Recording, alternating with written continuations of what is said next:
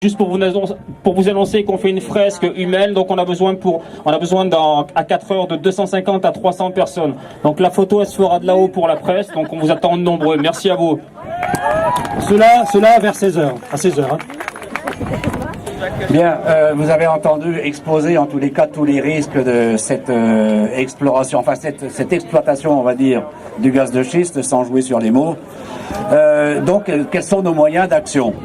Donc, suite à la création du collectif et donc les projets que nous avons d'instruire les gens, depuis 2011, donc nous avons parcouru le Var pour animer des réunions, expliquer la fracturation et le contenu du code minier, c'est mieux, du code minier, des projets de loi, nous faisons signer des pétitions, nous alertons les médias, nous écrivons au sous-préfet et au préfet 5 lettres, nous leur remettons plus de 7000 signatures de pétitions, rien n'y fait, nous sommes invisibles, inaudibles, nous le collectif. Jusqu'à la promulgation de la loi du 13 juillet, où à grand cri on nous dit que la fracturation hydraulique est interdite en France. La démobilisation est en marche. Octobre et l'annonce de l'annulation des 3 permis ardéchois achève la désinformation. En novembre, pour relancer l'intérêt envers les médias et la population, nous invitons les maires à nous rejoindre et à l'exemple de l'Ardèche, qu'ils émettent un maximum d'arrêtés municipaux, seules armes juridiques à leur disposition, en nous engageant à les soutenir en créant des collectifs locaux. Nous sommes entendus et aujourd'hui, 91 maires du Var ont émis au moins un arrêté. Bravo. Ça veut dire qu'il y a au moins 160 à 170 arrêtés d'émis et 19 communes ont délibéré contre les gaz de schiste. Ça veut dire que dans le Var actuellement, c'est 110 communes sur 124 impactées dans la zone qui ont réagi. Bravo. Bravo.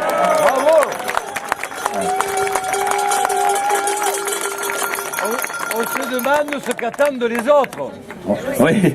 Alors maintenant, il y a un maire qui représente un petit peu, qui va vous expliquer un peu l'historique de notre collaboration ou coordination, on va dire.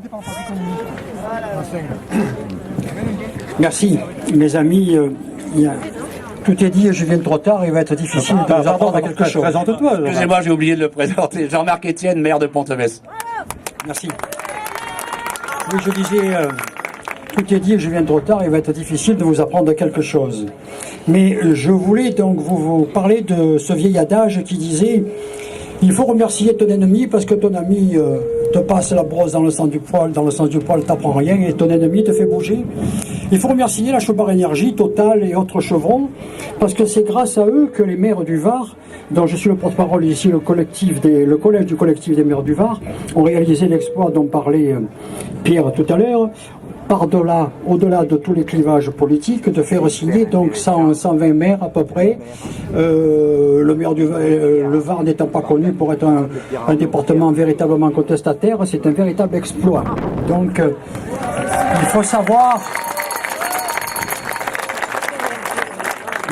remercier nos ennemis. Grâce à eux, ils ont signé, grâce à eux, nous sommes tous là et nous prenons conscience de la force que nous représentons par nos convictions.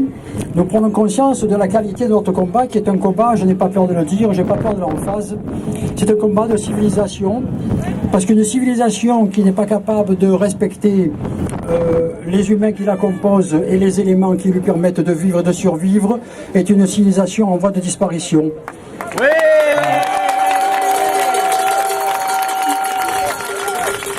Par conséquent, je vais conclure là-dessus parce que ça commence à faire beaucoup d'interventions. Je vous remercie d'être, à l'exemple de ce que disait le philosophe Alain, d'être de doux obstinés. Restons de doux obstinés pour longtemps, soyons déterminés et faisons en sorte que ça ne passera pas. Merci. Le succès, on va dire, ou en tous les cas, le nombre d'arrêtés et de maires qui sont absolument soudés, unis contre ce permis, ils ont fait maintenant un communiqué de presse qui relate le courrier qu'ils ont demandé au préfet. Parce que là maintenant, fort de leurs 100 et quelques 120 maires, on va dire, ils ont demandé à être reçus en délégation au préfet du Var. Le communiqué de presse a été envoyé, je crois, hier. hier. Et donc le courrier devrait partir mardi, le préfet aura le courrier. Alors j'espère que les mecs auront plus de chance que nous, parce que nous, vous savez qu'on n'a eu aucune réponse. Voilà. Donc pour compléter un peu l'action des maires.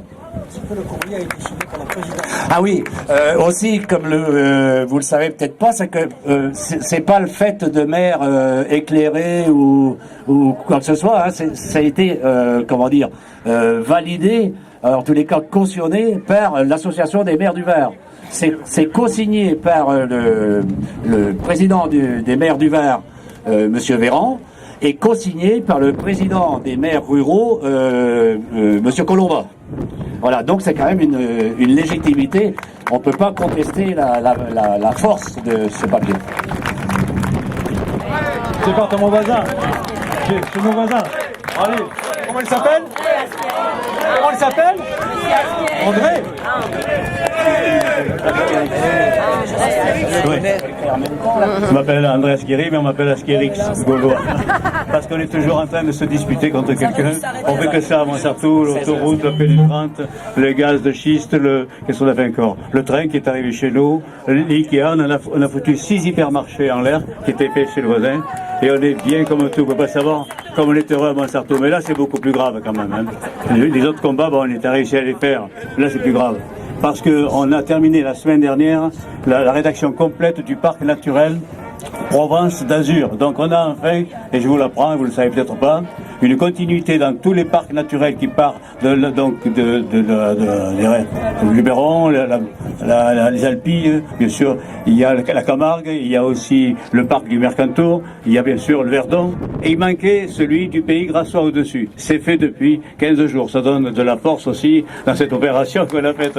Parce qu'on va pas maintenant, on n'a pas encore inauguré, qu'on vient de décider de faire un dernier parc qui permet de faire une chaîne complète entre le Rhône et l'Italie pour maintenant l'abandonner. Donc, et ce matin, j'étais en retard parce que j'étais avec le premier vice-président du Conseil général des Alpes-Maritimes qui m'a dit mais non, tu es toujours en train de catastropher, il n'y a rien, il n'y a pas de problème, ça se fera jamais, on n'a jamais rien signé. Voilà l'état d'esprit du Conseil général. Heureusement que le Conseil général est défendu par Malo Gourdon, que vous connaissez, qui fait un bon travail. Voilà.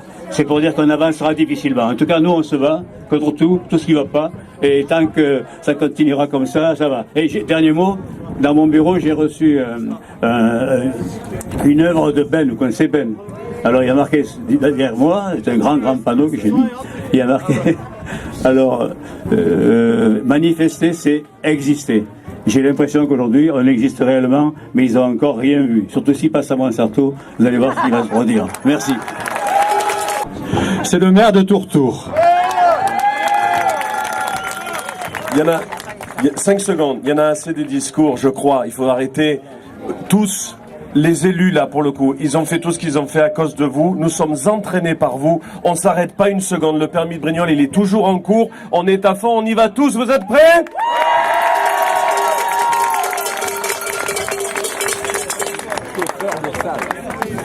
Oui, bonjour, Christian Desplats, donc conseiller régional. Depuis plus d'1 an, nous nous battons au conseil régional contre ce permis de gaz de schiste. Nous avons délibéré depuis le 15 février 2011 pour opposer l'institution régionale à ces recherches de permis. Nous souhaitons que très rapidement la décision ministérielle intervienne de rejet de cette demande de permis de Brignoles. On souhaite que ça se fasse le plus vite possible, si possible avant le 30 avril qui en principe est annoncé comme une date limite. Mais surtout ne rêvons pas et restons vigilants. Merci. Merci. Merci. Alors, au suivant, qui se présente.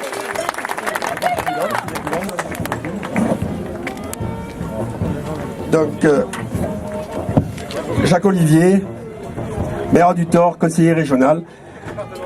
Le Vaucluse, effectivement, maire du Thor dans le Vaucluse. Bravo. Par ailleurs, commune sans OGM, pour ceux qui ne le savent pas. Donc, dès décembre, comme on l'a dit Sylvie, dès décembre 2010, j'avais, avec des collègues, alerté sur ce problème-là.